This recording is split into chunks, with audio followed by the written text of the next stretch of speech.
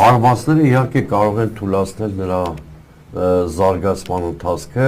բայց ամբողջովին չեն կարող գլխատել այդ ծրագիրը, ինչքան էլ Իսրայելը մեծամեծ պնդումներ անի, որովհետև տեսեք, նրանք հարվածել են Նաթանզեի կենտրոնին, ուրանի հարստացման, մասնակի դա վնասվել է, բայց ես ուզում եմ տեղյակ պահել մեր հեռուստադիտողին, որ Իրանի Իսլամական Հանրապետությունը ուրանի հարստացման կենտրոններ ունի նաև Թավրիզում, Ֆորդո լեռան մոտ, Ստորգետնի ընդ որում,